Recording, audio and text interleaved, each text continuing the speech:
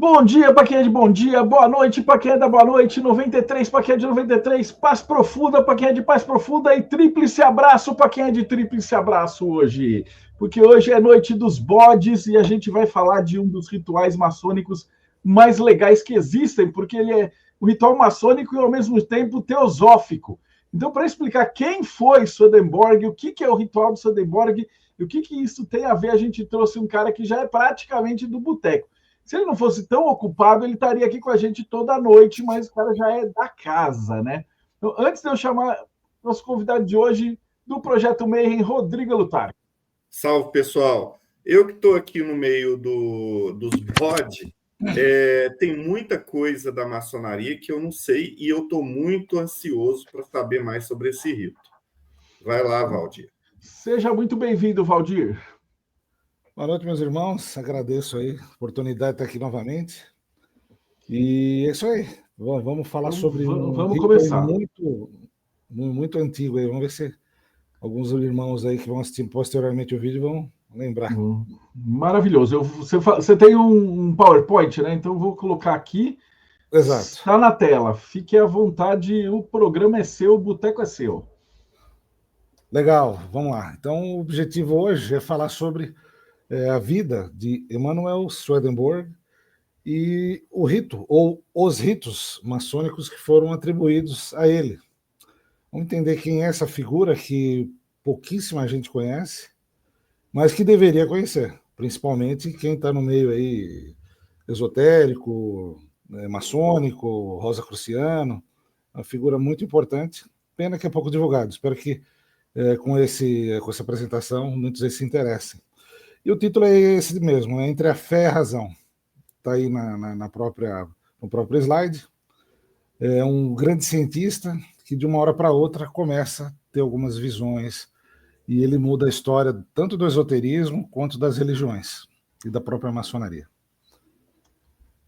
Então, algumas considerações iniciais, como eu já tinha falado, né? O objetivo é explorar essa biografia, falar dos ritos, né? Está aí rito maçônico, mas o que temos oficialmente são 2 ritos maçônicos, que leva o seu nome, está limitado, obviamente, às fontes consultadas, porque muita coisa que aparece, principalmente em inglês, a respeito dele, fora as obras que é muito extensa. A apresentação, então, não tem intenção de aprofundar nesse extenso conteúdo dele e também na interpretação de suas obras, seja científicas ou teológicas, né? Então, vamos navegar aí nesses 2 lados, né? Vamos de uma ponta para outra. E espero, né, que esse conteúdo, como eu falei, que acabe ajudando, estimulando todos que estão assistindo esse vídeo, procurar um pouco mais sobre esse personagem, que ele é extremamente fascinante. Algumas fontes consultadas, quando não está aqui eu coloco ali no slide, mas tem muitos livros, muitos sites, tem uma revista espírita que fala muito dele, existem fundações como a Swedenborg Society, igrejas que levam o nome dele também, então tem muita coisa aí para entender e para ver como que ele permeia, né? Swedenborg permeia tanto a ciência como a religião, quanto o esoterismo, a maçonaria, é algo assim fascinante. E é um ilustre desconhecido, né? Aqui do lado direito está o busto dele em Estocolmo. Ele nasceu em 1688 e morreu em 1772 em Londres. Então esse busto aí está em Estocolmo, na Suécia. Então vamos falar desse ilustre desconhecido. Quem foi esse homem? Né? Primeiro, quem foi, né? Um homem tão respeitado nos círculos da nobreza europeia, temido pelos religiosos e citado pelas maiores inteligências da humanidade. Pesquisou mais áreas de conhecimento humano do que qualquer outro cientista antes e depois dele. Deixou uma coleção de 237 títulos de obras científicas, filosóficas, psicológicas, teológicas tão pouco conhecidas no mundo. É citado até hoje em centenas de artigos científicos e que inspirou a criação de igrejas protestantes, ritos maçônicos e antecipou o espiritismo em praticamente 100 anos. Caramba! Ele é fantástico. E para a gente entender o contexto da época que ele viveu, né? A gente olha aqui na Europa. Então, basicamente, temos morrendo Portugal aí com João V, né, que era o pai de o João VI, que veio aqui para o Brasil né, e depois com ele, né, Dom Pedro I, a maçonaria chega no Brasil, então estamos falando de uma época antes da maçonaria chegar no Brasil, ou seja, a maçonaria já estava, mas somente em navios que vinham para cá, ainda não estava oficializada aqui. Carlos III aqui na Espanha. Deixa eu aproveitar e pegar aqui o laser aqui. Carlos III na Espanha, Luís XV, né, o famoso Luís XV da França, o Jorge I na Inglaterra. Então, quando a gente fala de Jorge I, a gente sabe que ele começou ali praticamente no início da Grande Loja de Londres, Westminster, que depois deu origem à Grande Loja Linda da Inglaterra, em 1717. Temos aqui o Reino da Suécia, com Carlos XII, que também ele apoiava muito Swedenborg. Temos aqui o Frederico da Prússia, que ele tem ligações, se não oficiais, mas extraoficiais com o rito escocês antigo e aceito, entre outros personagens aqui na Europa. Então a gente está vivendo mais ou menos esse contexto. Então faz um tempinho já. Aqui uma das inúmeras rostos pintados de Emanuel Swedenborg, e do lado a Uppsala Universitet, que é uma das melhores faculdades do mundo, e acho que é a melhor da Suécia, onde ele se formou. Essa faculdade existe até hoje, é o nome de uma cidade, inclusive fica ali ao norte de Estocolmo. E, como foi falado, ele nasceu em Estocolmo, na Suécia. Ele foi filho de Sara Ben e Jasper Swedenborg, que ele foi o bispo de Skara. Ele estudou na Universidade de Uppsala, com apenas 12 anos, formando em filosofia, ciências e matemática, e ainda obteve os diplomas de medicina e direito.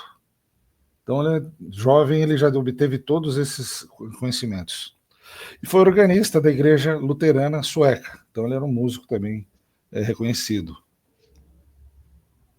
Ele também foi nomeado assessor especial do Departamento de Minas pelo rei Carlos XII da Suécia, onde permaneceu por 31 anos a serviço do rei.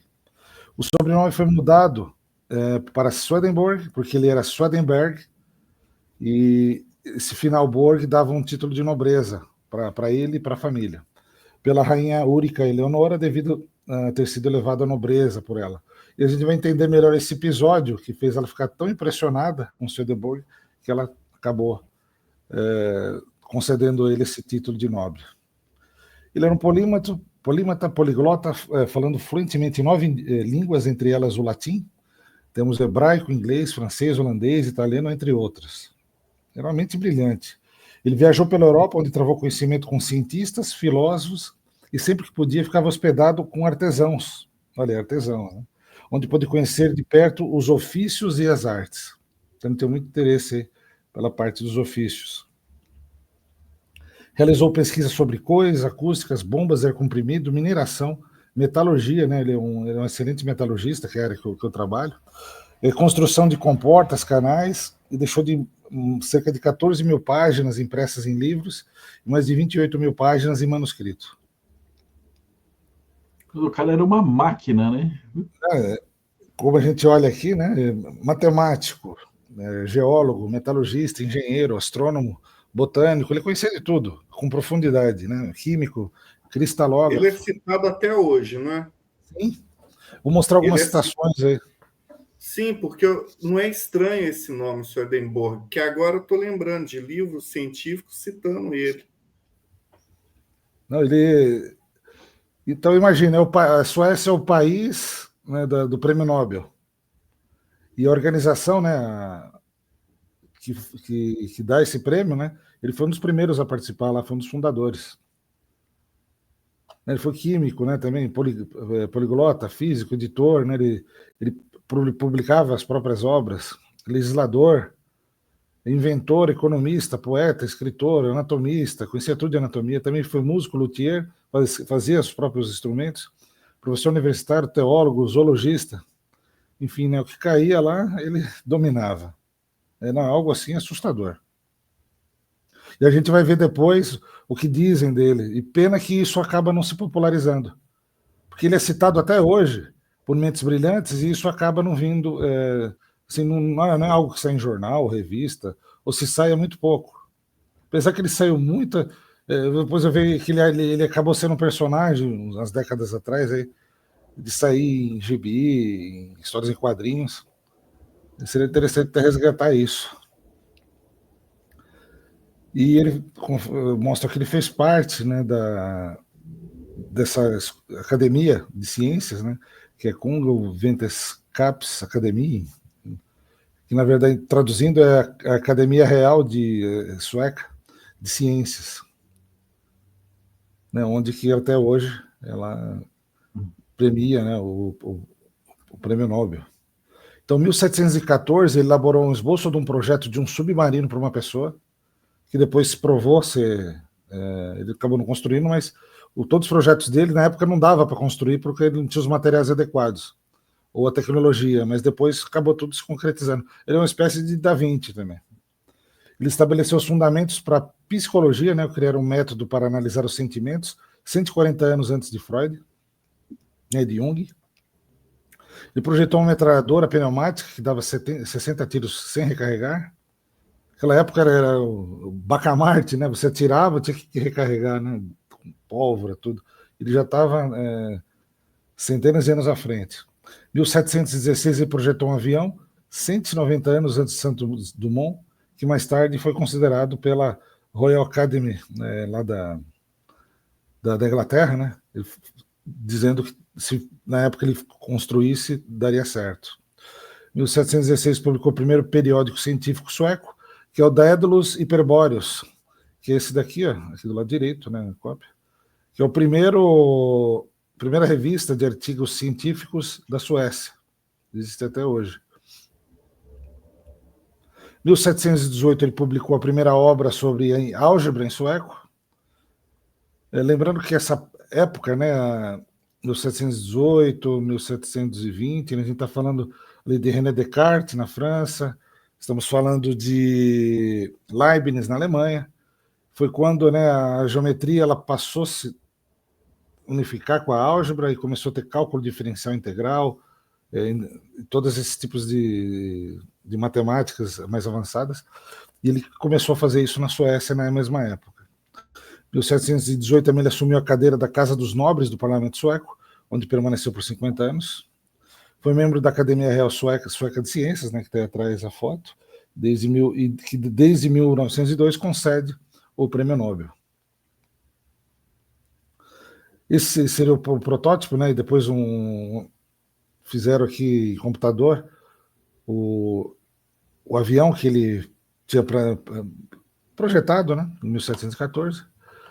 Então, é um avião bem rudimentar, né, e esse projeto consistia em uma grande e oblonga asa montada em ripas de madeira, com contrapeso de equilíbrio, né, abaixo do cockpit, né?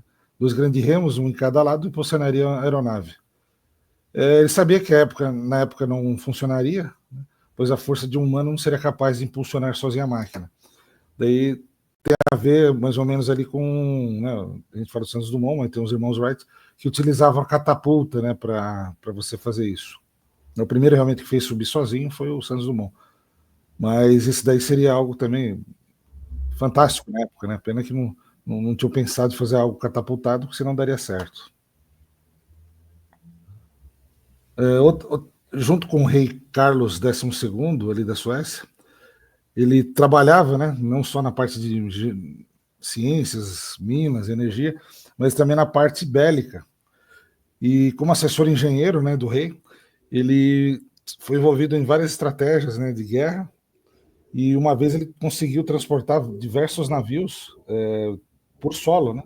Então, acho que alguns navios da esquadra sueca estavam cercados, e a única maneira era assim, caminhar com os navios por terra durante alguns quilômetros para você acessar o outro lado do mar. E ele conseguiu fazer isso, né, projetando na hora polias, que ajudou a levantar os navios para depois serem transportados por terra.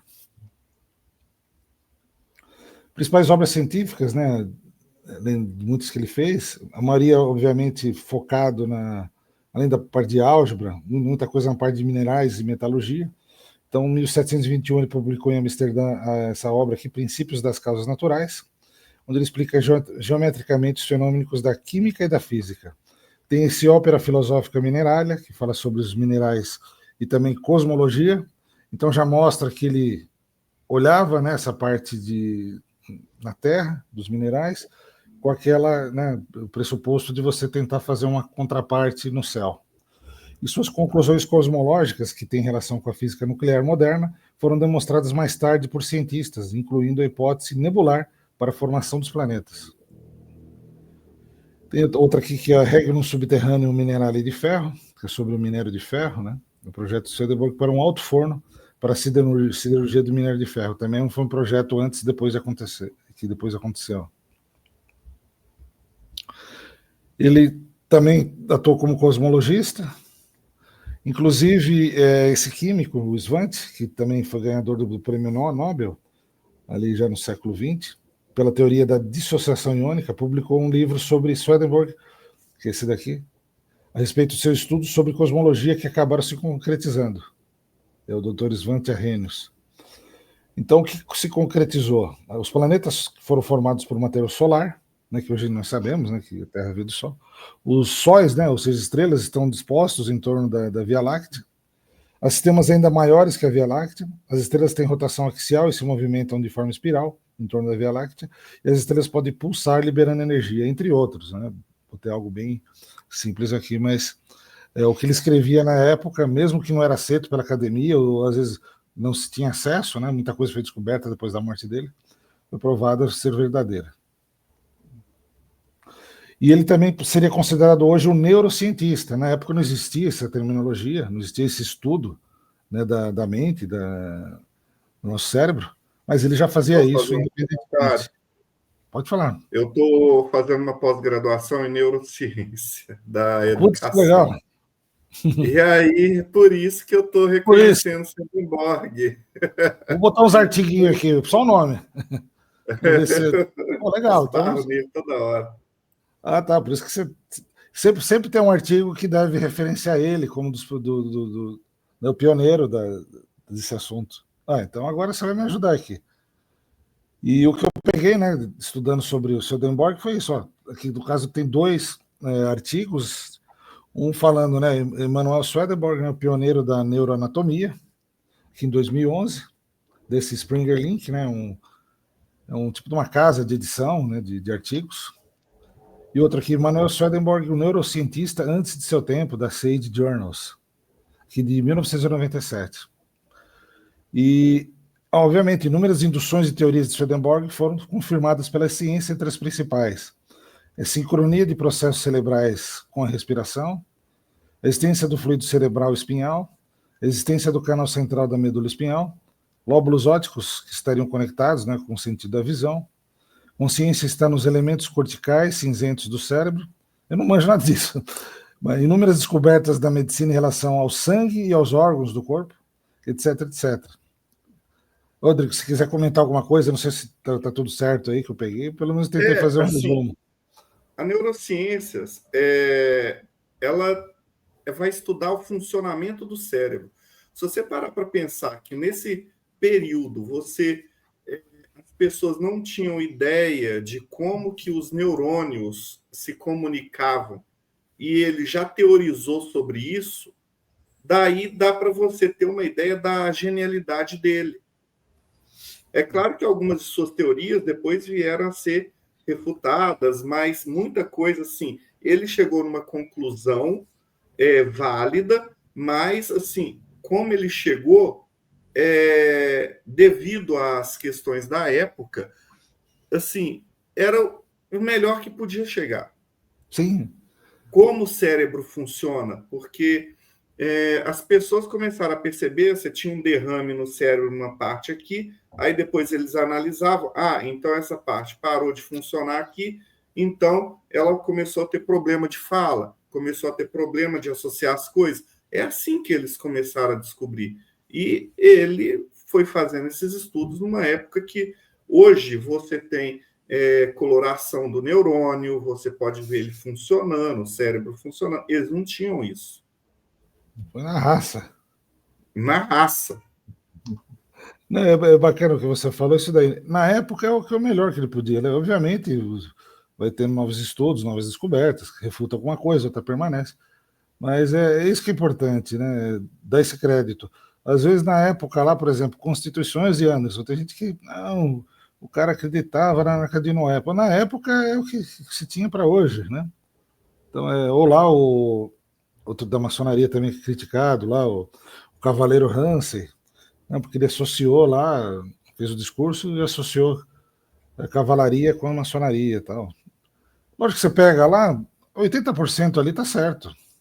Pedreiro com ordens monásticos-militares conviveram juntas, um estreito laço. Isso é óbvio. Daí, obviamente. Alguém tinha que construir o castelo, né? O pessoal esquece disso, né? Quando você fala, eu acho legal, José Marcelo. Porque é isso, tem que ter isso. Você vai dispensar o cara depois? Tem entrada secreta, né? Isso é muito legal. Tem que começar por algum lugar. A Constituição de Anderson, gente, era o que tinha na época, foi a primeira. Você tem que fazer alguma coisa, nem que seja para criticar e fazer de novo. E eram os valores e percepções, né? Pessoas que todas eram religiosas ali, não tinha nenhuma. Aí você podia falar, isso daí é ateu ou não sei o quê.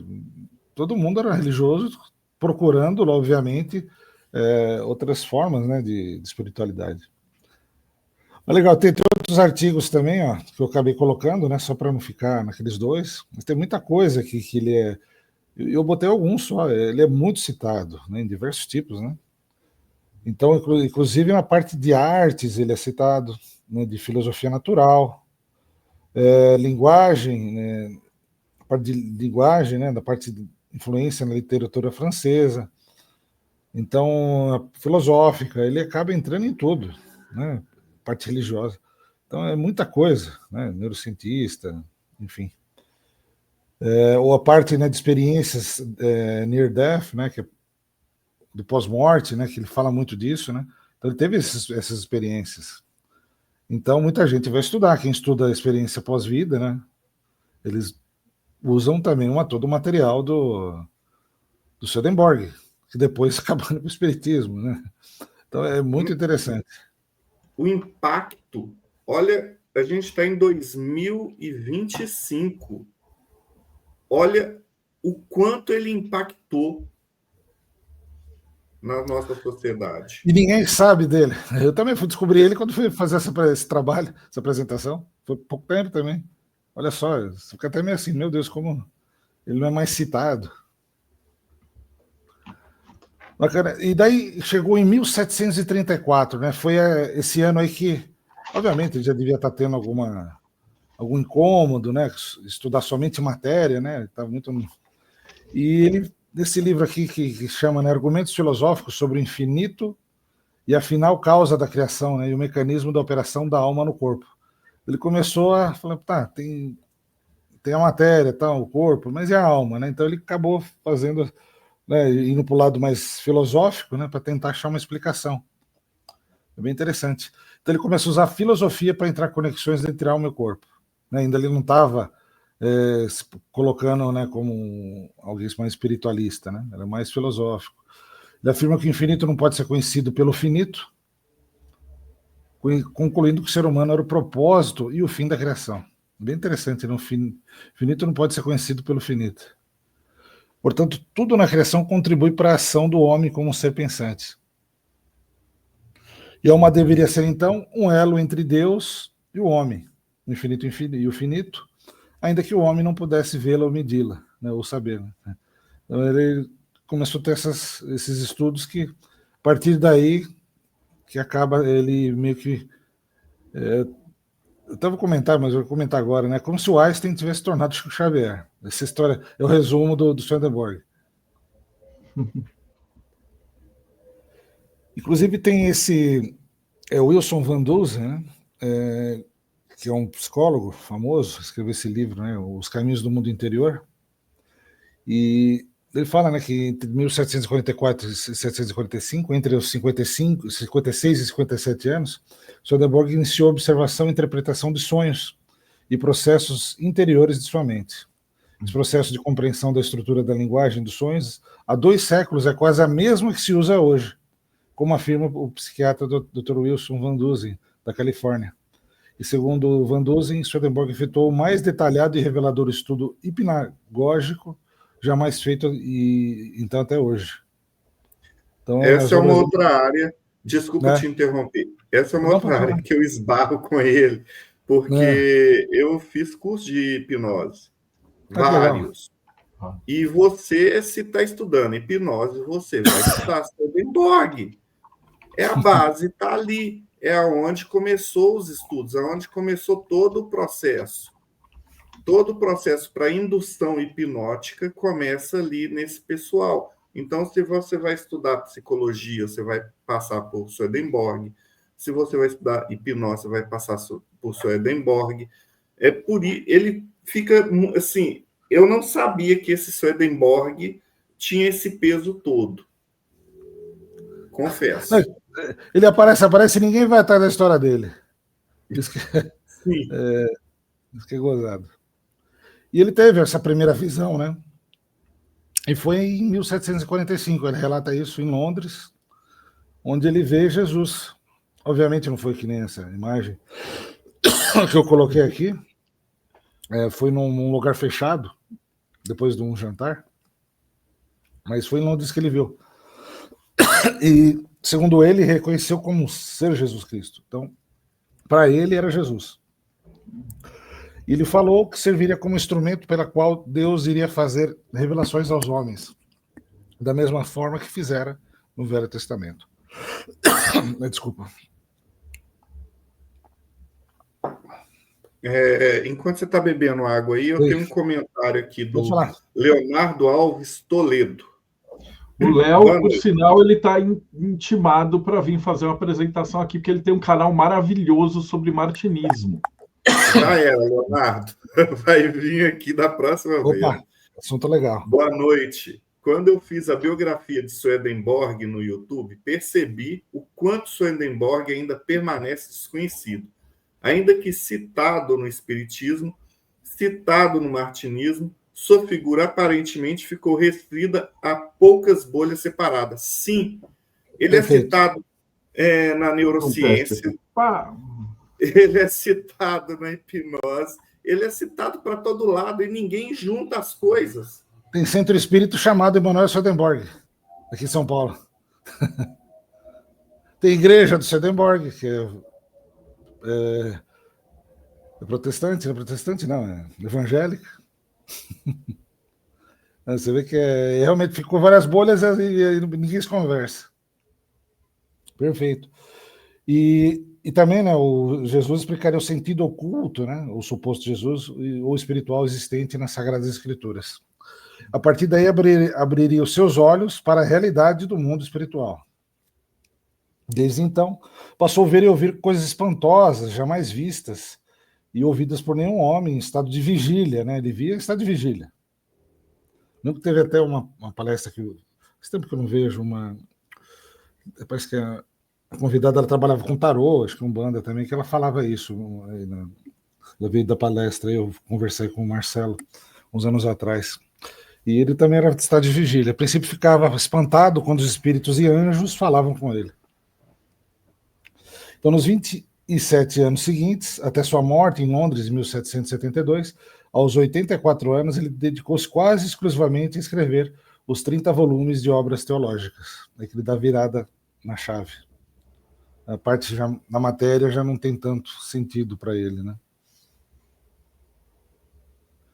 E aí tem-se o despertar espiritual, onde é dito, né, que o mundo dos espíritos do céu e do inferno abriu-se convincentemente para mim, ele fala. E aí encontrei muitas pessoas de meu conhecimento e de todas as condições. Desde então, diariamente, o Senhor abriu os olhos de meu espírito para ver, perfeitamente desperto, o que se passava no outro mundo e para conversar em plena consciência com anjos e espíritos. Tanto que ele tem a frase, né, de Swedenborg que fala: nós não podemos ver os anjos com nossos olhos físicos, somente com os olhos da alma. Ele tinha um diário também. Posso, antes de você continuar? Pode falar. Só situando, ele está em pleno iluminismo. Então, é aquele período onde todo mundo é razão, É verdade. e a razão está combatendo a religião, vamos dizer assim. Então, ele é um produto de seu tempo, e nesse momento ele dá essa virada de chave. Isso é incrível. É verdade. Isso é muito incrível. Ele, através da razão, chega num ponto em que ele vê que não tem mais como ignorar essa parte espiritual. A gente vê isso daí na obra de Dante, né? O primeiro guia dele é Virgílio, representa a razão. Depois que vai ser, né? Fugiu o nome daquela mulher que ele gostava, né? Até ele encontrar lá com São Bernardo. Mas é a partir da razão, né? O primeiro ponto. E realmente foi um século bem difícil. Tanto que muito dos trabalhos realizados, né, esotericamente ou espiritualmente, nesse século, que existiu muito, eles acabaram florescendo no outro século depois, né? Martinismo, vários ritos mais esotéricos da maçonaria, né? O Rosa Cruzes, daí, né? Acabou. E quando surgiu foi de uma vez só. Uma perfeita comentário. E, então ele tinha um diário espiritual e que ele registrava diariamente, durante 18 meses. Ele conta, tem um livro que fala sobre esses tudo que ele sonhava, né? E foi um período de somente 18 meses, infelizmente, né? Acho que não sei se ele tinha outro caderno, não foi encontrado, enfim, mas tem esse de 18 meses, onde falava tudo que ele via em seus sonhos e meditações. Então foram chamados o diário espiritual. E uma coisa interessante é que ele apresentava-se nesse diário como o mais vil e imprestável dos mortais, pois sentia que os desejos pecaminosos ainda persistiam dentro dele, prontos para sucumbir às tentações, cujos pensamentos desviados levariam luxúria e orgulho, né? Aí você vê, né, os 7 defeitos, 7 pecados, aquele olhar no espelho que chega uma hora que assusta, né? Você fala, meu Deus, quem que eu sou, né? E para ele acho que foi algo muito, muito forte, né? Porque ele teve uma profundidade tão grande, né? De quando ele se viu, ele começou a comparar, né? Com o anjo, com o espírito. Meu Deus. Então isso mostra algo que foi bem, teve muito impacto, né? Para Swedenborg. E aí tiveram início as obras já mais teológicas. E o primeiro foi Arcanos Celestes. Então, entre 1748 e 1756, ele publicou. Então, ele começou primeiro a publicar anonimamente, né, pelo problema de ser perseguido. Primeira obra teológica, Arcanos Celestes, de 7.000 páginas, explicando o sentido oculto do Gênesis e do Êxodo, junto com suas experiências no mundo espiritual. E ele agora apenas se chamava como um servo do Senhor. Tem um trecho ali, né, que fala: pela divina misericórdia do Senhor, foi-me concedido estar agora, desde alguns anos, continuamente e sem interrupção, em associação com espíritos e anjos, ouvi-los falar e falar igualmente com eles. Daí foi dado ouvir e ver coisas surpreendentes que há na outra vida, que nunca vieram ao conhecimento ou à ideia do homem algum. Lá fui instruído sobre espíritos de diversos gêneros, sobre o estado das almas depois da morte, sobre o inferno, o estado lamentável dos infiéis, sobre o céu ou o estado felicíssimo dos fiéis, e principalmente sobre a doutrina da fé, que é reconhecida no céu universal, né? Então, isso foi a primeira obra que ele fez e não colocou o nome dele. Depois ele vai falar que era ele, por isso que ele muda para Londres, né, para não ser perseguido. Não que ele ia ser preso nada, mas realmente ficou algo bem, bem complicado para ele ali na Suécia, né? Um país bem luterano, né, ainda até hoje, né? E segundo ele, né, o que seria que aconteceria após a morte, segundo os escritos de Swedenborg. Então ele dá descrições detalhadas da vida após a morte, incluindo o céu, o inferno, o mundo dos espíritos intermediários, estágios de desenvolvimento que a mente e a alma de uma pessoa experimentam durante a vida na Terra e nos reinos espirituais, né, após a morte. Ele vai descrever, então, um processo linear de crescimento espiritual, no qual as pessoas nascem, vivem na Terra e continuam vivendo e crescendo eternamente na vida após a morte. Ser recebido de forma tenra e amorosa por amigos e familiares já falecidos e até por anjos. Você ainda será você, mas um você mais profundo. Você será livre para ir para onde quiser. Você verá os principais acontecimentos que teve em vida e teremos oportunidade de aprender e progredir.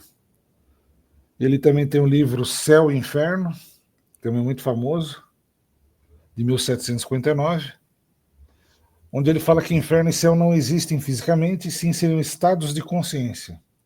As máscaras do eu, né, são dissolvidas, o ego, e conhecemos quem realmente somos.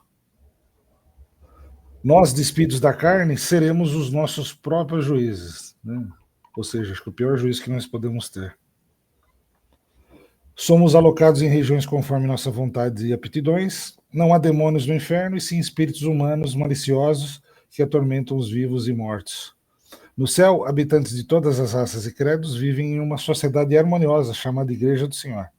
Existem casamentos, crianças que morrem e nascem até se tornarem adultas, crianças são cuidadas por mães desencarnadas, idosos rejuvenescem ganhando vitalidade e energia. E ele divide o céu, então, e o inferno em 6 níveis no total, sendo que o começaria no mais alto, espiritual, depois o celestial, natural, e o inferno em 3, né, que seria primeiro, segundo e terceiro nível. Ele também fala do grande homem, né, o humano universal, a gente poderia chamar de, né, na Kabbalah, do Adam Kadmon, enfim.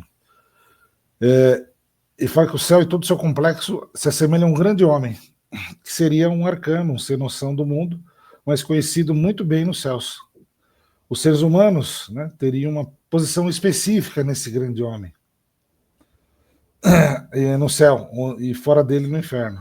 A posição seria em conformidade com suas almas. Enquanto vivos, não temos a consciência de estarmos no céu ou no inferno, mas já estaremos lá, e por ele seremos governados.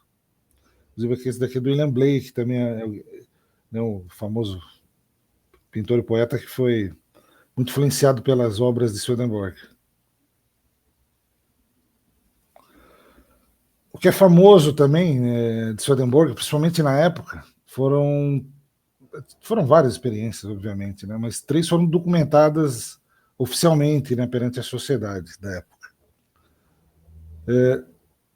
Na verdade, essa é a segunda, né, depois eu vou falar da primeira, né, essa é conhecido como o recibo da viúva do embaixador. E através daí, a rainha Úrica vai chamar Swedenborg. Não só sobre esse, mas também sobre o incêndio que acontece em Estocolmo.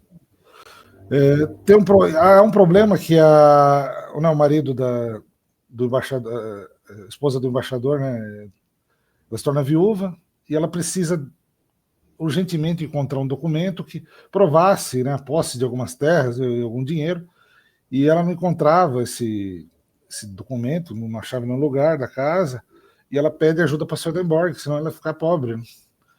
E daí ele, falando com ela, falou, existe uma escrivaninha, né, e quem sabe dessas escrivaninhas antigas, se já viu algum filme, é algo que tem dezenas, né, de gavetas, e algumas são secretas.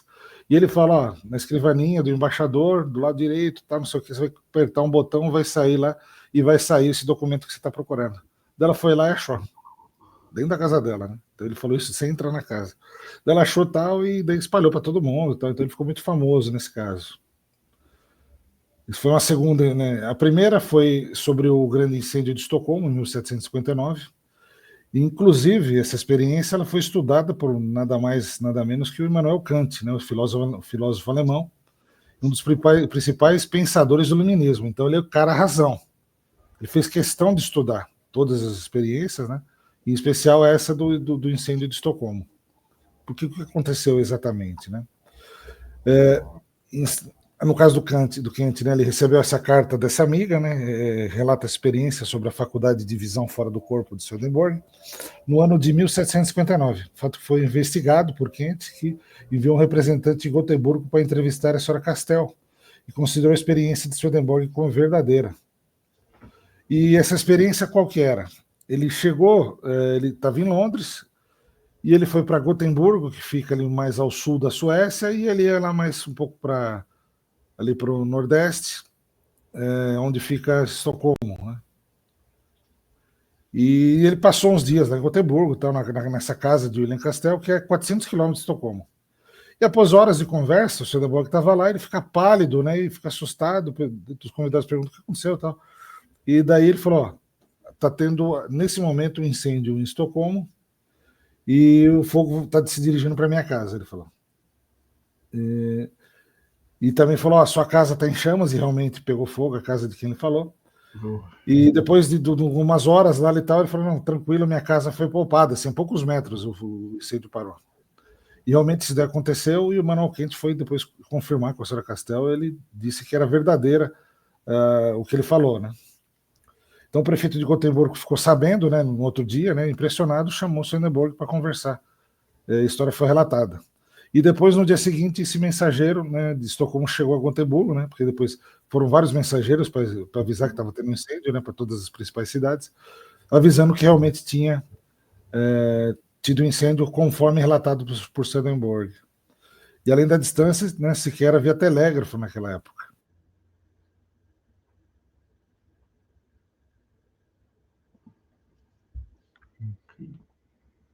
Então, e falou que não teceu comentários assim, se eram verdadeiros ou não, mas essa ele validou. Fantástico. A terceira experiência, né, que também foi muito importante, que ajudou, lembra que eu falei no começo, que ele se tornou nobre, era a rainha Úrica. E tinha um segredo com ela, né? Então, em 1761, o conde, né, convidou Swedenborg para ir ao Palácio Real para visitar a rainha Úrica, né, que era, inclusive, era irmã de Frederico da Prússia, lá do rito escocês, que se interessou por Swedenborg ao saber de suas experiências espirituais, com a senhora Materville, que era o caso lá da esposa do embaixador. E a rainha perguntou se podia se comunicar com seu falecido irmão, né, o Augustus William, que tinha morrido 2 anos antes.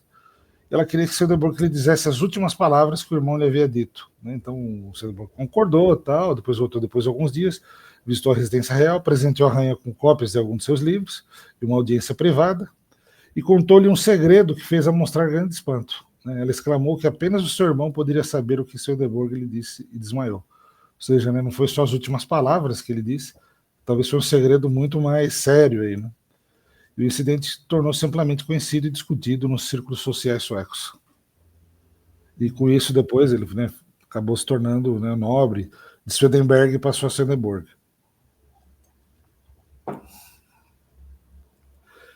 Essa daqui é a Swedenborg House, né, onde ele morou, lá em Londres. E ele nunca lucrou com suas publicações. Iniciou as publicações de forma anônima, em latim ainda, para não ser perseguido. Mesmo assim, acabou sendo e se mudou para Londres. Abandonou a fama, a riqueza e a posição social para cumprir sua missão. Disse que todo o crédito de suas obras era de Jesus Cristo, pois era apenas um servidor do Senhor. E disse que Deus iria criar uma nova igreja, mas nunca quis criar uma. O seu último livro foi A Verdadeira Religião Cristã, de 1770. E no leito de morte, ele morreu de 29 de março de 1772, às 5 horas, aos 84 anos, exatamente como havia predito antes, seja verbalmente ou através de correspondência, com John Wesley, o criador da Igreja Metodista. Ele escreveu na carta, falou, porque precisamos conversar, eu queria conversar com você e tal. E ele nunca aceitava, daí ele mandou a carta. Então eu espero que não seja depois desse dia, dessa hora, porque eu vou ter falecido. Ele morreu mesmo nessa hora. E a empregada que acompanhou sua morte já tinha sido avisada antecipadamente, né? Falou para ela, acho que ela não acreditou muito, mas ela realmente relatou que ele tinha falado, né, da morte dela. E falou que a passagem dele foi tranquila, que ele emanava alegria como se estivesse para sair de férias. Em 1908, seu corpo foi transferido para a Universidade de Uppsala, onde está atualmente, ali no norte de Estocolmo. E esse é o túmulo que fica ali em Uppsala, né, a cidade da Suécia, onde também tem essa famosa universidade.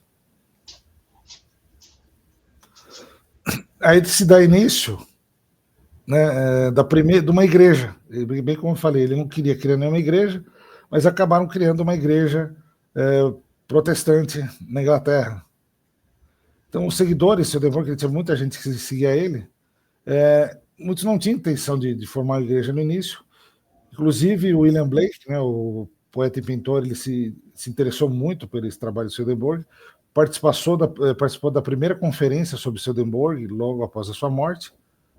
Então, se criou vários grupos swedenborgianos na Europa, Muitos lá até tentavam falar com ele, como se fosse coisa de espiritismo.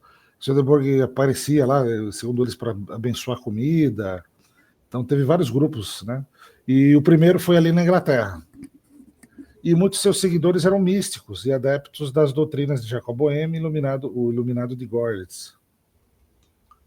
Apesar de Swedenborg nunca ter intencionado criar uma igreja, alguns de seus seguidores, que eram clérigos anglicanos e quakers, criaram em 1789 a Igreja de Nova Jerusalém, que foi rejeitada por muitos seguidores, incluindo William Blake, né, que ele tinha um interesse mais esotérico.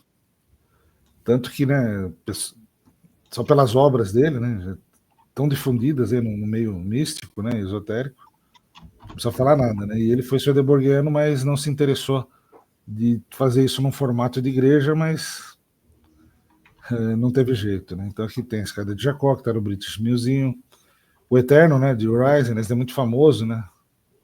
É o criador aqui, né? Um compasso, enfim, né? Esse daqui parece muito. Quem gosta do Bruce Dickinson lá, né, vocalista do Iron Maiden, tem um álbum dele que é o Chemical Eden, né, as bodas alquímicas. O desenho também do álbum é uma obra de William Blake, enfim. O Blake até que é bem conhecido pelas obras, mais pelas obras do que ele. E essa igreja swedenborgiana, né, acabou indo para a América do Norte, ali em 1817, e para a igreja, no caso, né, até hoje, só um Deus, que seria Jeová, que encarnou como Jesus para redimir a humanidade. E também tem uma outra, né, que é a New Church, né, a Igreja Geral de Nova Jerusalém, que é de 1890, na Pensilvânia, após uma cisão com a Igreja Swedenborgiana, se consideram mais conservadores. Para eles, o Criador do Universo, né, Jeová, veio a este mundo como Jesus para combater o verdadeiro inferno que a humanidade havia criado e redimir a humanidade da influência do inferno, restaurando sua conexão com a humanidade, né, ou com o grande homem espiritual. Interessante saber que em Harvard eles têm uma capela da Igreja Swedenborgiana, onde está aqui a reverenda Sale Cole, e ela faz parte, né, dos acadêmicos, né, da Escola de Teologia de Harvard, né, inclusive tem aqui o endereço oficial dentro de Harvard, né, dessa capela aqui, e ela faz parte, então, né, tanto como capelã, como professora da Universidade de Teologia, lá, da Faculdade de Teologia da Universidade de Harvard. E aqui tem esse centro que também eles mantêm, né, que é o da Helen Keller, que ela foi uma grande fã de Swedenborg, e ela foi uma escritora também norte-americana. Foi a primeira pessoa surdo-cega da história a conquistar um bacharelado, e ela era estudiosa das obras de Swedenborg, então ela é homenageada como instituição de caridade espiritual da igreja. E como virou igreja, qual que é a diferença, então, de protestantes para a nova igreja, né, para Swedenborg? Então, aqui tem as principais, aqui, né, metodista, enfim, né? Então, são trinitários, a nova igreja não são trinitários. Cristo morreu por nossos pecados, para os protestantes. Para eles, Cristo veio para diminuir o poder do inferno. A Bíblia é lida literalmente. Então, para a nova igreja existem níveis de interpretação. Anjos e homens são distintos. Pela nova igreja, homens podem se tornar anjos ao morrerem. Protestantes, pecado original, eles negam o pecado original. O protestante, somente Deus salva. E aqui o homem também tem sua responsabilidade na salvação. E o inferno é um local de sofrimento, né, para os protestantes. E para a nova igreja, o inferno não é tão ruim e permite um aprendizado. E aí entramos no espiritismo, que foi antes de Kardec. A partir do momento que surgiu, né, Allan Kardec, obviamente, né, as obras de Swedenborg foram estudadas por ele e por todos os outros espíritas da época.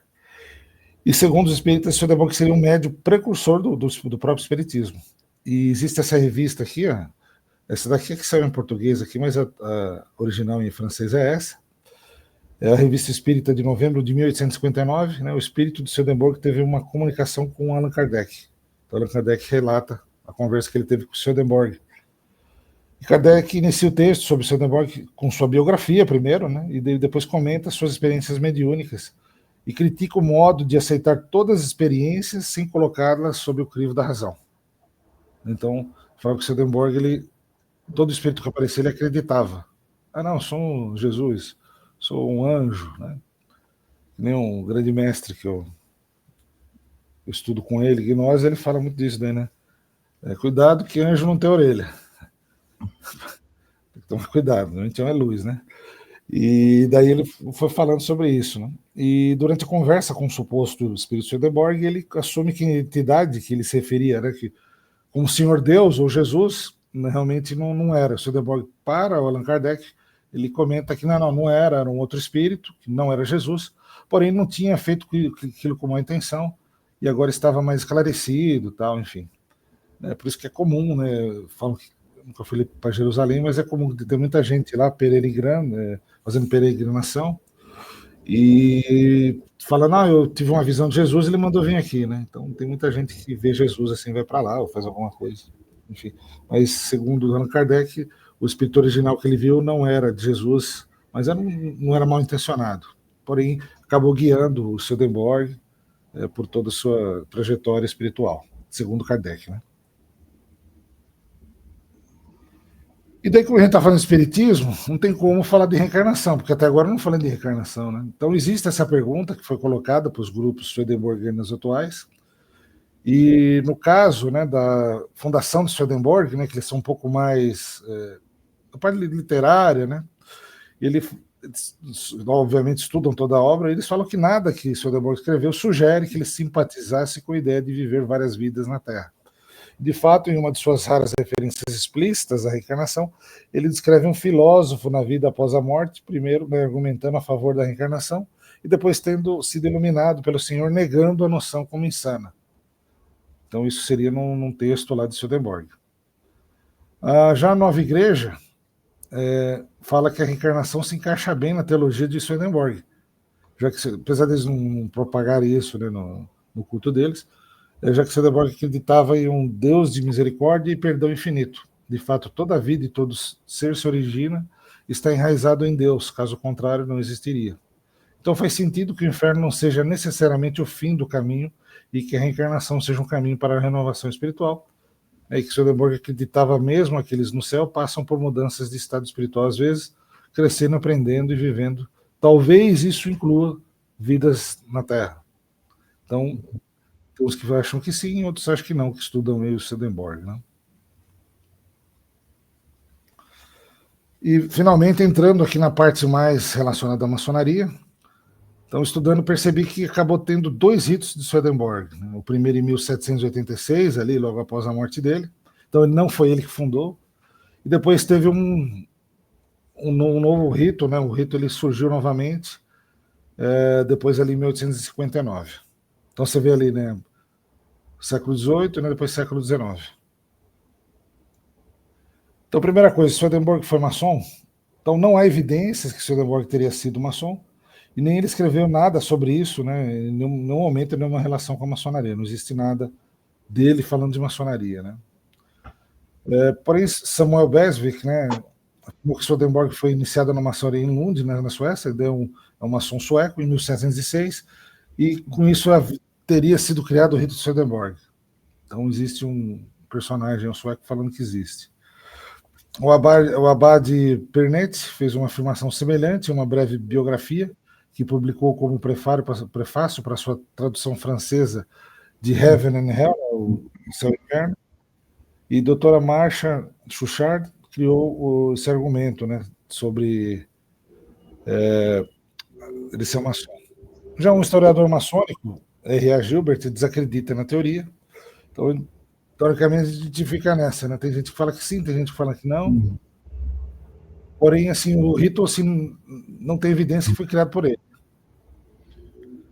Nem que ele tenha sido, né? Porque para a maçonaria é muito fácil falar que e aí também é mais fácil ainda provar que não é, porque tem tanto documento, tem tanta ata, tem tanto que alguma assinatura do cara em algum lugar ia ter, né? Não, mas nessa época era complicado, viu? Eu vejo isso que eu vejo muita gente falando, por exemplo, aqui no Brasil. Tem muito maçom, às vezes até quem é anti-maçom, falando que o Bonifácio não era maçom. porque não existe nenhum registro. Realmente ninguém achou. Então fica, né, já vê coisa, não, porque não era, porque não se achou nada. Falei, tudo bem, tem o Gonçalves Ledo, né, que é a contraparte dele lá, né, junto com Dom Pedro e tal. Não, esse todo mundo fala que é, porque ele, obviamente, ele era republicano. Mas, então, cadê a prova que ele foi iniciado? Não tem. Então, e como que não foi, né? Porque o Bonifácio foi 3 vezes grão-mestre do Grande Oriente, né? Então, não podia ser um profano. Então, é complicado nessa época aí ter alguém. Você viu que ele, qualquer coisa, ele assinava ali meio com pseudônimo, né? Então, ele não sabe também se na época era. Hoje é bem aceito a maçonaria na Suécia. Eu estive lá, né? Eu trabalho. E tem uma aceitação razoável, não tem essas teorias da conspiração. E no rito sueco, dos 33 dignatários, né, dos altos graus suecos, que são acho que 11, se não me engano, ou 12, o último grau, obviamente, é para o rei da Suécia, e dos 33, são 3 da igreja luterana. Então eles têm mais ou menos que nem na Inglaterra lá, né? Mas assim, é complicado. Mas assim, obviamente não foi, né? Senão ele mesmo escreveu tanto papel, né? Ele mesmo falaria, né? Também acho que ele não foi. Alguma coisa de algum ritual ele escreveria. É impossível dele Sim. não fazer uma associação indireta, que nem o Fernando Pessoa, que, claro, ele claramente coloca nos poemas informações que naquela época ele não teria como ter se ele não tivesse participado de uma reunião, né? Então, alguma coisa. Talvez esteja perdido num monte de carta, né? Vai saber. Né? Vai saber, mas até hoje. E esse o Abade aqui, ele afirmação semelhante nessa bibliografia. Eu não sei se ele era contra ou a favor. Por quê? Porque aqui mostra essa figura aqui, né, da Inquisição, porque teve um relatório dos inquisidores do Vaticano, em 1791, e era notado que o Swedenborg assobrava toda a literatura francesa como fundador de diversas sociedades secretas. Né? Daí falam, porém, quando foi procurada evidência, né, não foi encontrada. Então ele não estava permeando só maçonaria, era qualquer sociedade ligada aí que surgia na época, a igreja estava meio que. Eu não sei se o Abade Pernete estava.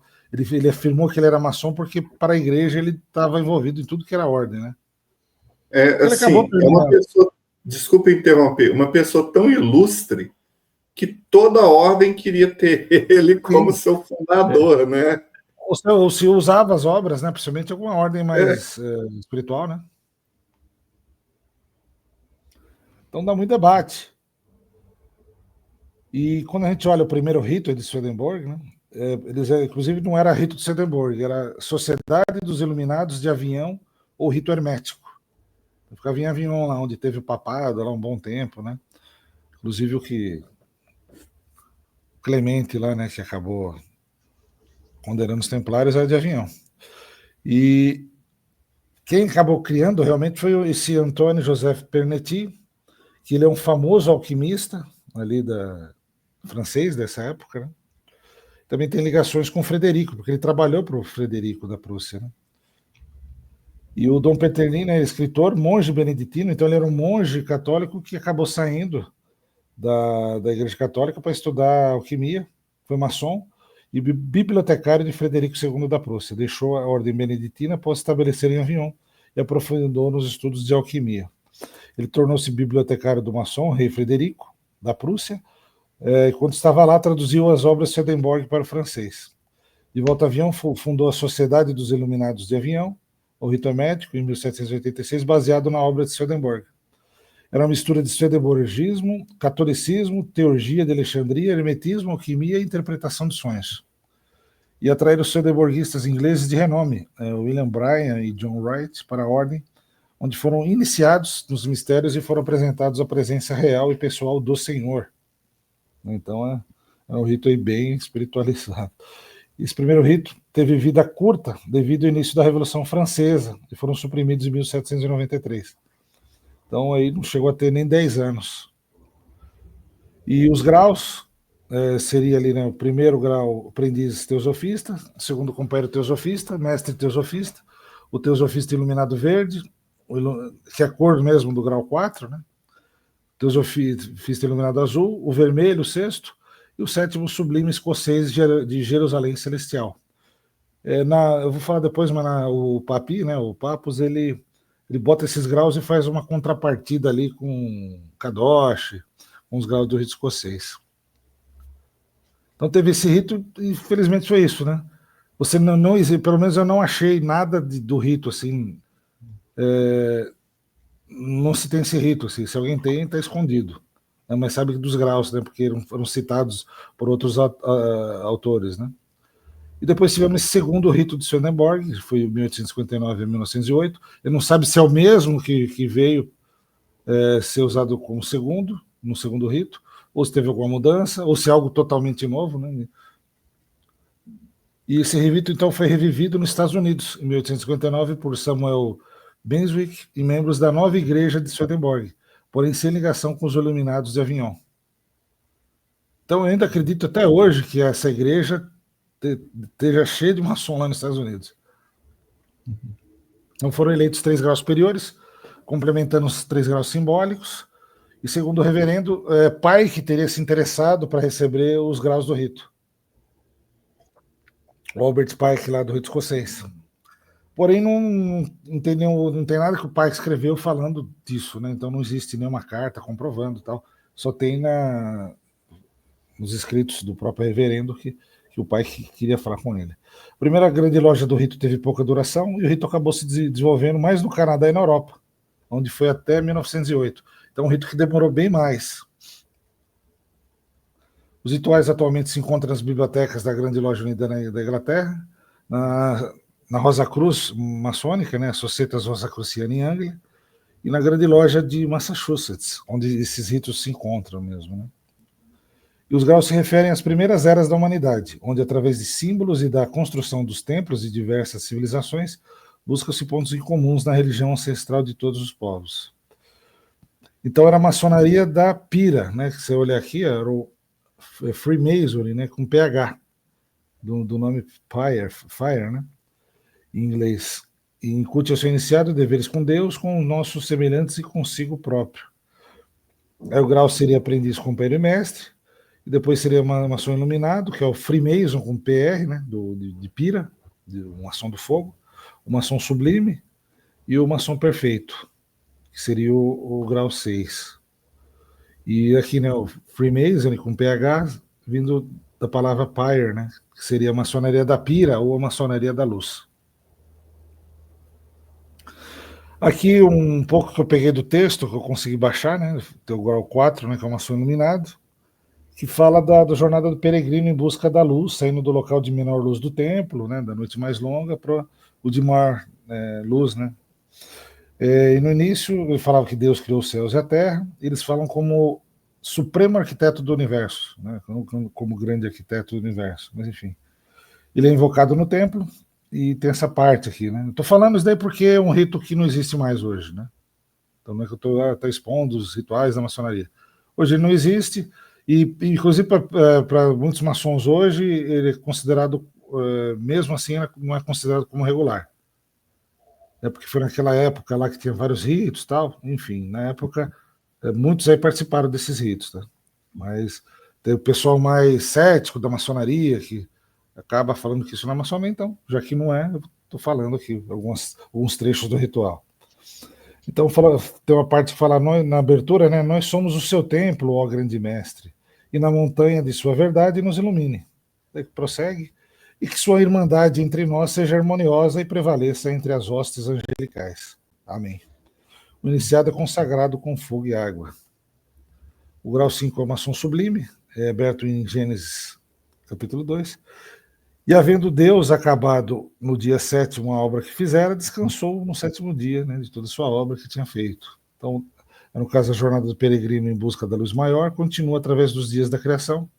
A busca se dá com a construção do templo interior, tendo-se como base a construção de templos de diversas civilizações. E o cumprimento seria uma garra da águia, né? Para conhecer o maçom sublime. E o último grau, que é o maçom perfeito, é aberto em Gênesis, né? 4. E eu não sei se quando ele faz esses 6 graus, se existe também aquela concepção, né, dos 3 primeiros graus ser o inferno e o 4, 5, 6 o céu, né? Então você está na matéria, depois vai para o espírito. Enfim, não sei se bate, né, 6 graus com os níveis de céu e inferno, Não sei se tinha isso, né? Então tem um trecho que fala e conheceu Adão a Eva, sua mulher, e ela concebeu a Deus a luz a Caim e disse: alcancei do Senhor um homem. E deu à luz mais a seu irmão Abel, e Abel foi pastor das ovelhas, e Caim foi lavrador da terra. A jornada do peregrino em busca da luz maior, e continua através da reencenação da lenda do terceiro grau, com modificações, né, do terceiro grau maçônico. Os iniciados são chamados filhos da luz, e no final, o nome de Deus é revelado, né, para o maçom perfeito, e a jornada maçônica é declarada como completa. Então, esse rito eu imagino que esteja hoje em uma igreja protestante lá nos Estados Unidos, ligada a Swedenborg. E quem foram iniciados no rito Swedenborg, ou tiveram contato com o Swedenborg, que fundaram, então, outros ritos e ordens. Então, temos muita gente. Martinez de Pasquali, também é dito que ele foi iniciado por Swedenborg, caso ele tivesse sido maçom, ou se realmente ele teve contato e também se inspirou, também, alguma coisa assim. A gente vai discutir isso no próximo slide. Então, Martinez de Pasquali é uma figura aí muito forte, principalmente no martinismo. Temos o William Westcott, Samuel Liddell, McGregor Matters, né? Então, aí da Societas Rosicruciana em Anglia e Golden Dawn, são bem famosos esses dois aí. O Henry Steele Olcott, que também é cofundador da Sociedade Teosófica.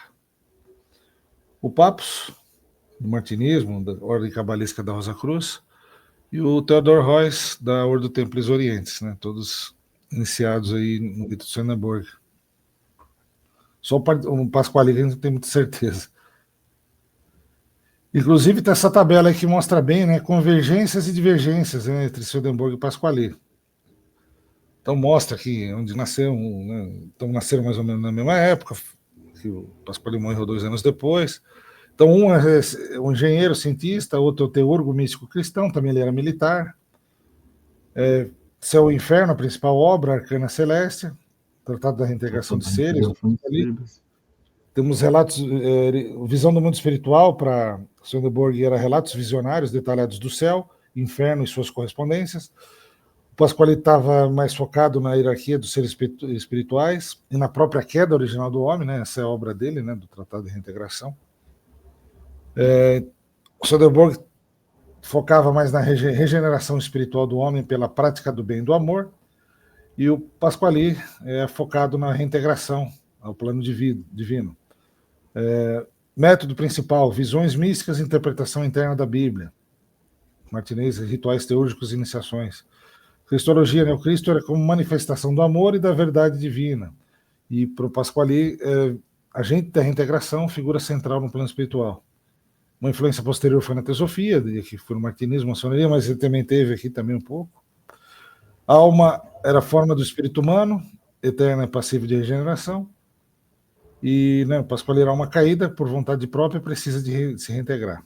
Anjos, né, para o Swedenborg, homens regenerados no céu, e para o Pasquali, hierarquias espirituais com funções específicas na criação e também na reintegração.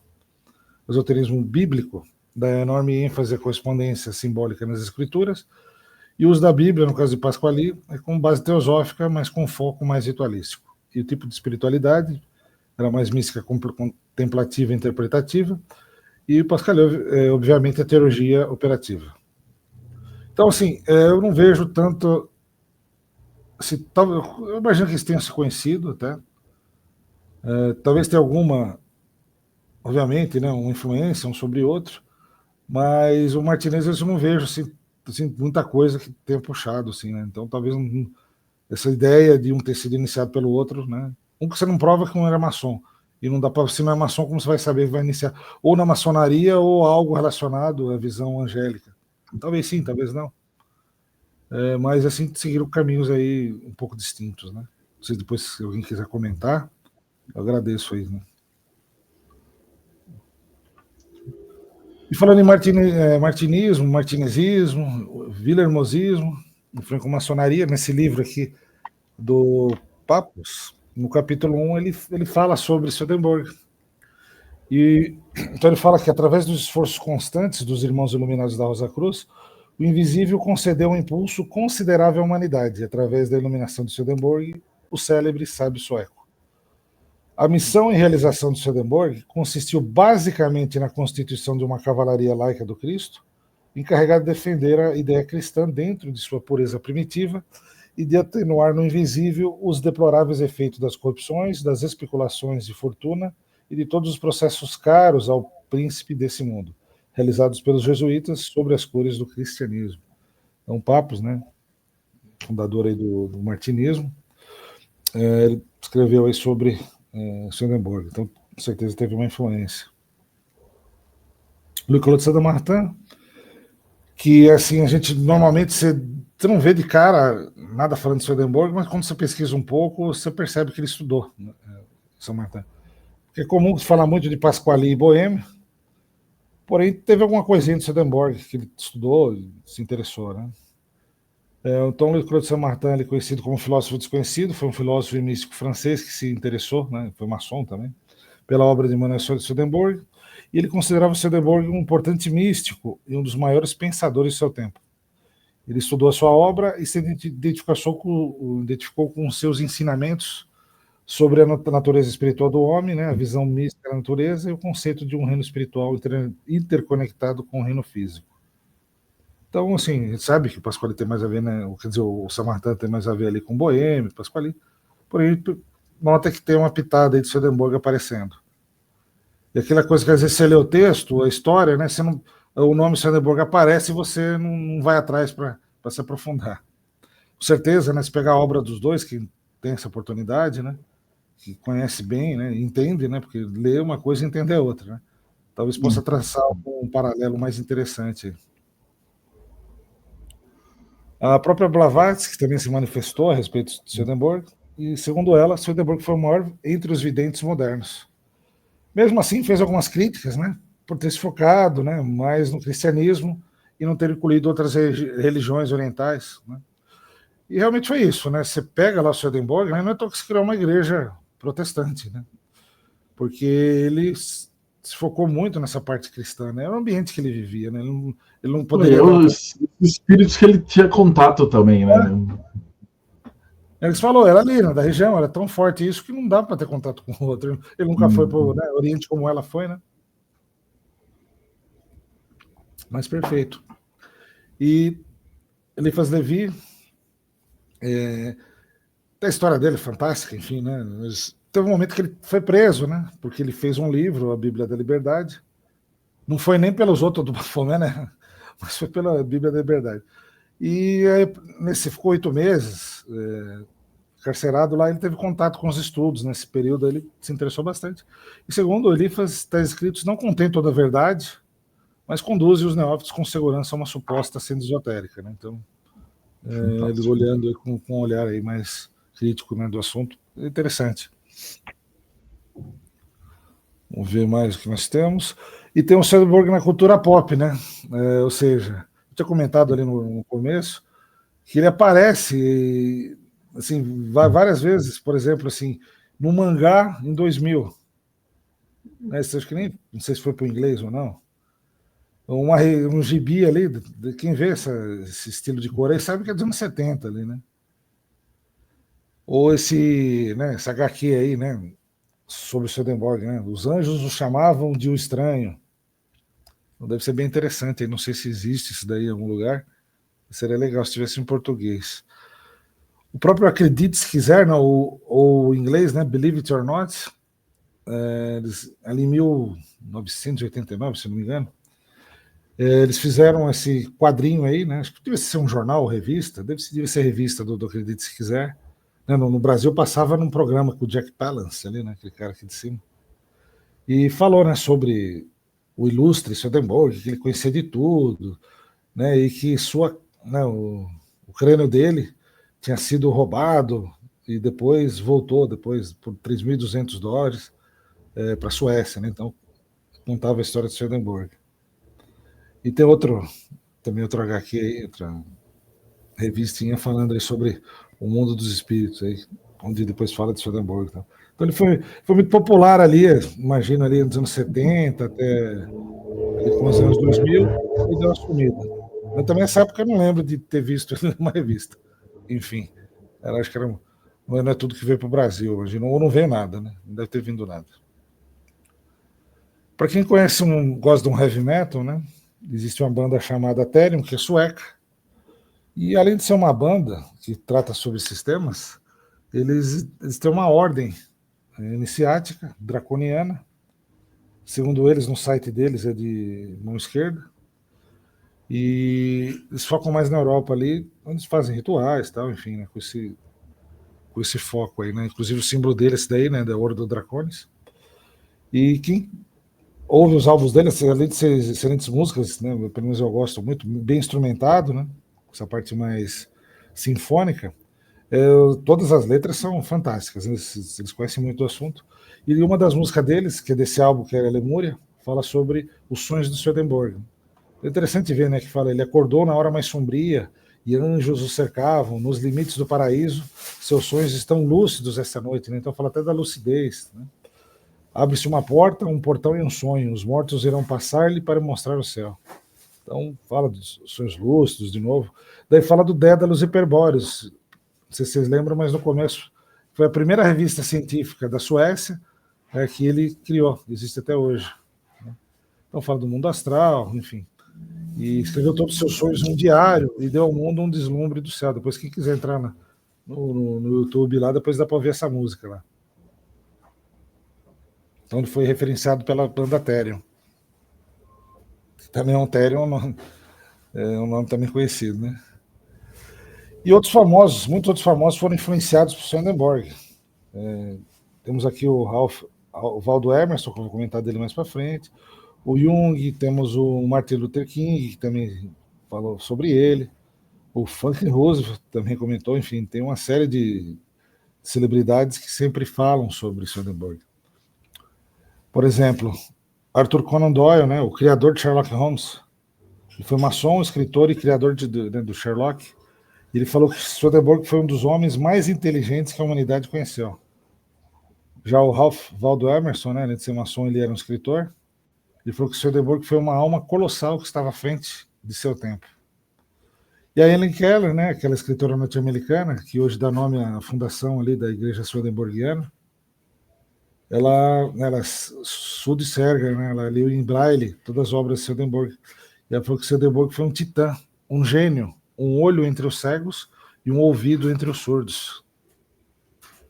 Jung também falou sobre Swedenborg. E falou que eu admiro Swedenborg como um grande cientista e, ao mesmo tempo, um grande místico. Sua vida e obra sempre despertaram muito interesse em mim.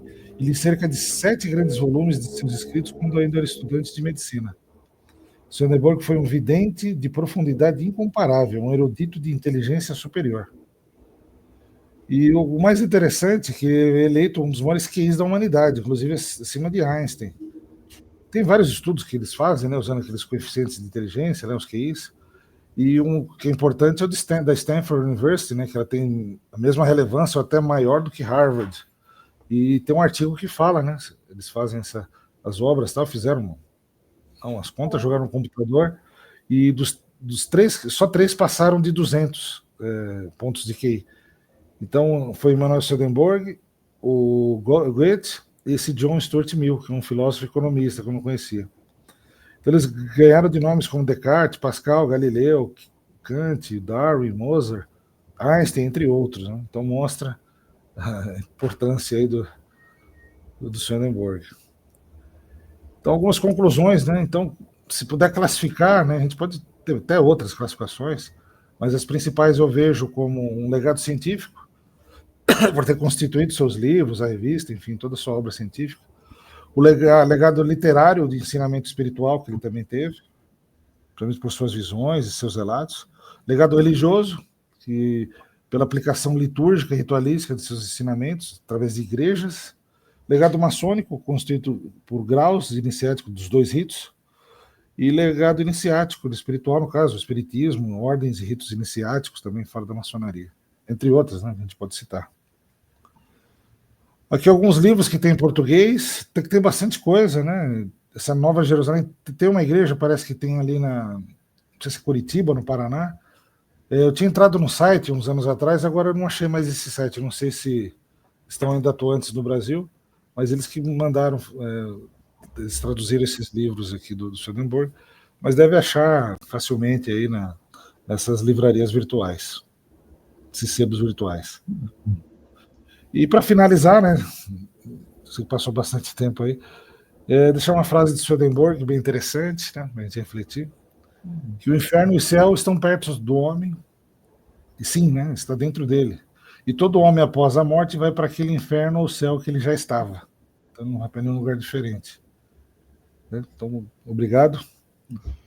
Agradeço a oportunidade aí. Estou aberto para alguma pergunta. Não sei tudo sobre a obra, mas, enfim, estou à disposição aí dos amigos do Mayhem e dos irmãos. Fantástico. Fantástico. Só isso que eu tenho para falar. Já pode retornar para a tela aqui. Deixa eu só ele sair do PowerPoint.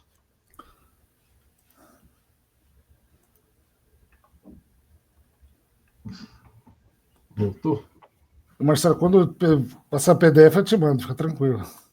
Tá, joinha. Você manter aí, né, Marcelo?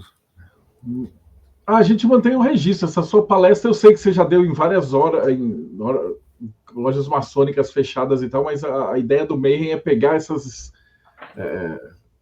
palestras maravilhosas, eternizar para todo estudante, porque na verdade vai ter um monte de coisa cruzada, né? O próprio Léo, que a gente estava conversando com ele, o Leonardo, ele tem um canal só de martinismo, e ele posta biografias de martinistas também.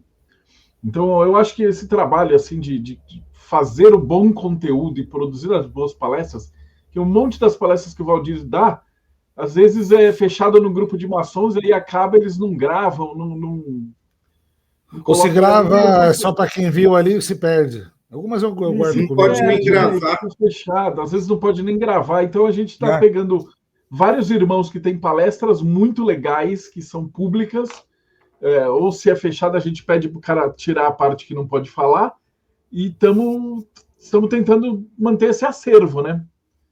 E, pô, o irmão Valdir é imprescindível, assim, as palestras deles, quem está assistindo a gente, todas as que ele já deu, do Fernando Pessoa, dos Templários, dos ritos da Rosa Cruz, fantásticas todas. Então eu quero, assim, do mesmo jeito que a gente publica os livros do Robson, dos Grimórios traduzidos, eu quero ter todas as palestras do Valdir registradas para a posteridade. Irmão Valdir, não tenho nem palavra para te agradecer, mano. Foi fantástico. Eu agradeço. Obrigado aí pela oportunidade. É gostoso falar desses assuntos. Fantástico. Rodrigo Lutar, então, suas considerações. Olha, fantástico. Adorei. Assim, foi uma aula de história. Swedenborg, eu encontro em várias coisas. Eu entendi por que ele virou bolhas. Porque como ele pega a razão da ciência e o misticismo, um campo não quer mexer com o outro. E eles acabam dividindo, como se fossem pessoas separadas. Só que, mesmo assim, eu acho que por isso que ele continua relevante. Porque a ciência vai lá, mantém ele, o pessoal do martinismo mantém ele, cada um vai mantendo ele. Espírita, não tem a igreja lá, tem todo mundo. Ninguém sabe da existência do outro. Aí são essas bolhas que vão ser isolados. A importância dele. E para o pessoal que está assistindo, o pessoal que faz parte do Mayhem, está vendo essa gravação ao vivo e comentando aqui. E nós temos a revista que a pessoa recebe com matérias interessantíssimas, tão interessante quanto essa apresentação que teve, e você vai fazer parte de grupos de Telegram dos mais diversos conteúdos. Então, assinem o Mayhem, venha fazer parte do rolê.